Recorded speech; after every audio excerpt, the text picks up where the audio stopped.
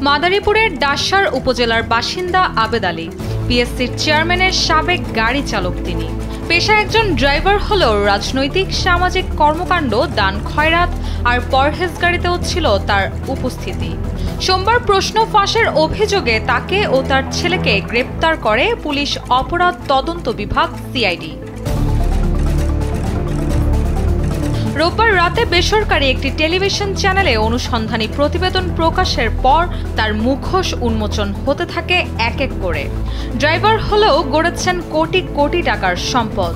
প্রশ্ন ফাঁসের সঙ্গে জড়িত থাকার তথ্য প্রকাশের পরই সোশ্যাল মিডিয়ায় তার বিপুল সম্পদের তথ্য নিয়ে শুরু হয় আলোচনা সমালোচনা। স্যান্ডেলিনা সো, রূপচর্চায় আভিজাত্য।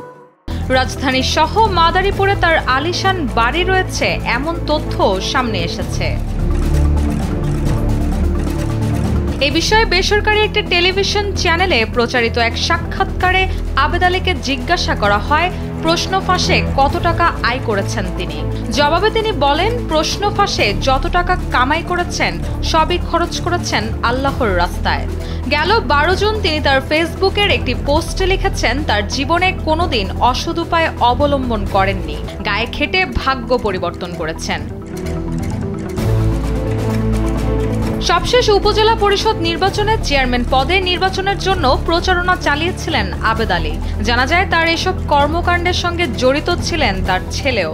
আবেদ আলীর ছেলে উপজেলা ছাত্রলীগের সহ সভাপতি সৈয়দ সোহানুর রহমান সিয়াম।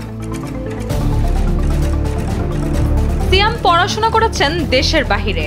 বর্তমানে দেশের একটি ব্যয়বহুল বেসরকারি বিশ্ববিদ্যালয়ে পড়াশোনা করছেন। গাড়িতে চড়ে এলাকায় গরিব দুস্থদের দান সৎকা করে সেটি ভিডিও করে প্রকাশ করেন সামাজিক যোগাযোগ মাধ্যমে।